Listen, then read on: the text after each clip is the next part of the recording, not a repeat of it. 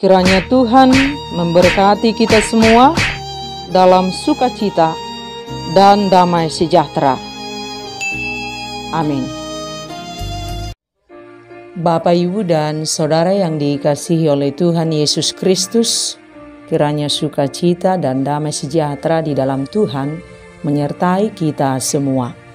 Firman Tuhan yang menjadi renungan bagi kita, Ayub pasal 12, ayat 13 sampai dengan ayat yang ke-25. Demikian firman Tuhan. Tetapi pada Allah lah hikmat dan kekuatan, Dialah yang mempunyai pertimbangan dan pengertian. Bila Ia membongkar, tidak ada yang dapat membangun kembali. Bila Ia menangkap seseorang, tidak ada yang dapat melepaskannya. Bila Ia membendung air, keringlah semuanya. Bila Ia melepaskannya mengalir, maka tanah dilandanya. Pada Dialah kuasa dan kemenangan, Dialah yang menguasai baik orang yang tersesat maupun orang yang menyesatkan. Dia yang menggiring menteri dengan telanjang dan para hakim dibodohkannya. Dia membuka belenggu yang dikenakan oleh raja-raja dan mengikat pinggang mereka dengan tali pengikat.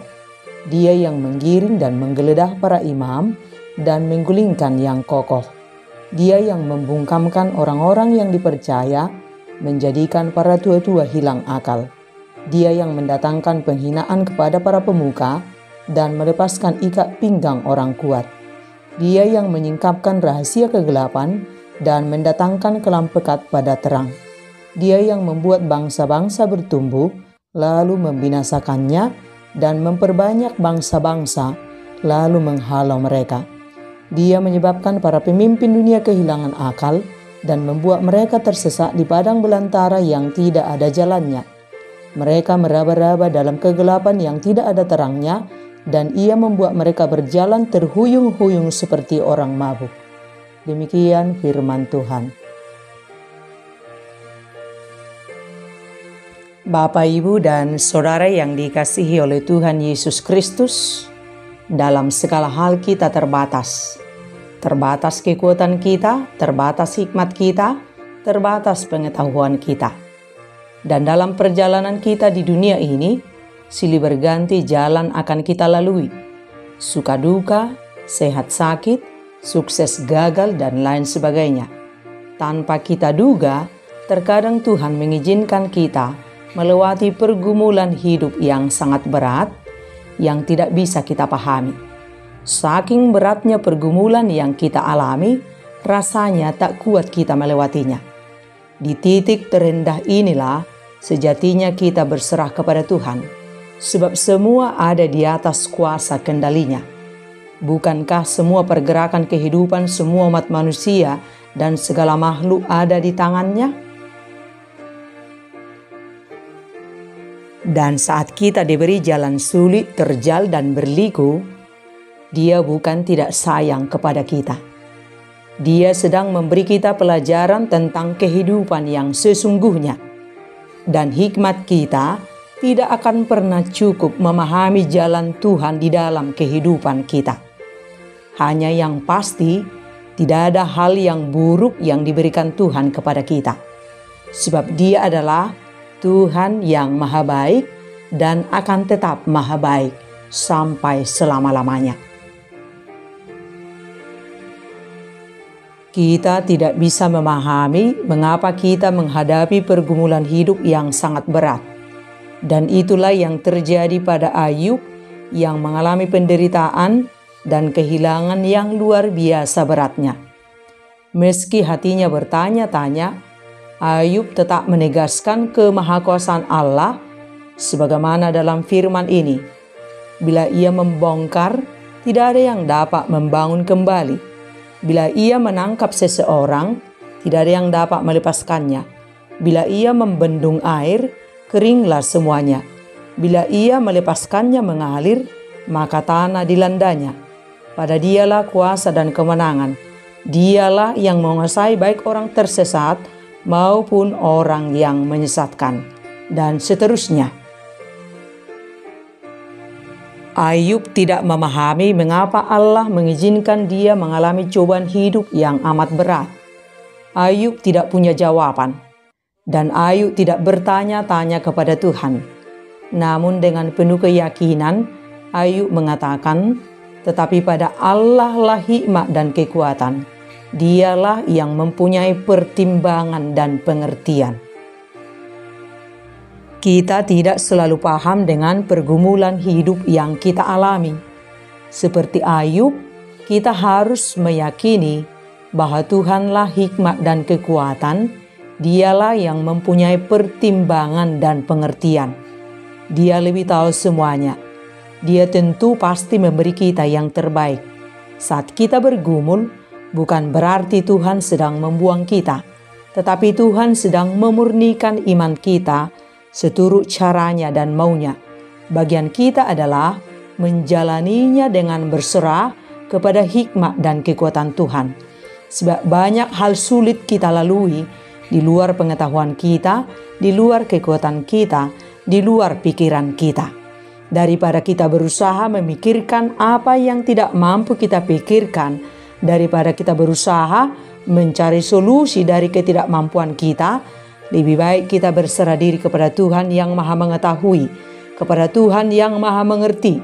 Dia tidak pernah salah dalam bertindak, Dia tidak pernah gagal. Pastikan hidup kita berada di tangan Tuhan yang tepat. Dan pilihlah tetap bersikap benar di hadapan Tuhan pada semua keadaan, termasuk saat keadaan yang sulit yang kita alami. Tetap berprasangka baik kepada Tuhan, sebab Dia tidak pernah jahat. Tetap berpikiran yang benar, sebab Tuhan tidak pernah salah. Tetap bersyukur, jangan marah, jangan kecewa, jangan bersungut-sungut dan jangan takut. Di tangannya kita pasti aman. Rancangan terbaik senantiasa Dia sediakan untuk kita. Hanya caranya membentuk kita terlalu amat jenius sehingga kita tidak pernah bisa paham. Bagian kita tetap percaya kepada Tuhan, tetap taat kepada Tuhan. Dia lebih tahu kita, Dia lebih mengenal kita. Daripada komplain, lebih baik kita katakan kepada Tuhan, terserah Engkaulah Tuhan, suka-suka Engkaulah Tuhan, sebab hidupku adalah milik-Mu. Tahukah kita bahwa sesungguhnya Tuhan sudah merancangkan kehidupan yang terbaik untuk kita semua? Bagian kita adalah menjalani apa yang sudah dirancangkan oleh Tuhan untuk kita.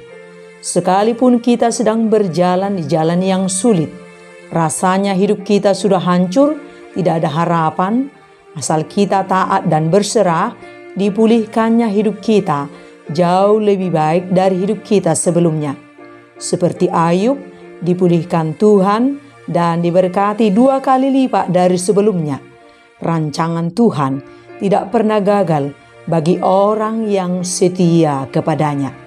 Sekarang yang menjadi soal, apakah kita sedang berjalan di jalan rancangan Tuhan untuk kita? Apakah kita taat pada kehendak Tuhan, sekalipun jalan yang kita lalui tidak selalu mudah? Dan bersikaplah seperti Ayub, saat dia kehilangan semuanya, harta benda dan anak-anaknya. Ayub dalam perkabungannya sambil sujud dan menyembah berkata, dengan telanjang aku keluar dari kandungan ibuku, dengan telanjang juga aku akan kembali ke dalamnya. Tuhan yang memberi, Tuhan yang mengambil, terpujilah nama Tuhan.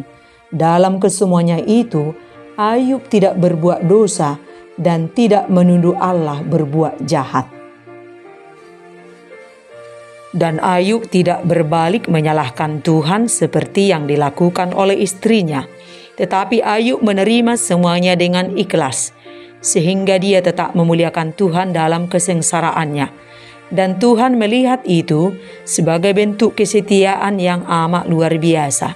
Saat berkelimpahan, Ayub tetap setia, dan saat dalam keterpurukan, Ayub tetap setia. Ayub benar-benar melekatkan hidupnya kepada Tuhan yang kekal, bukan kepada kepemilikan duniawi yang fana. Ayub telah menunjukkan integritas imannya kepada Tuhan. Dia tidak berubah, sekalipun keadaan berubah menjadi sulit. Ini adalah iman yang diinginkan Tuhan dari kita anak-anaknya.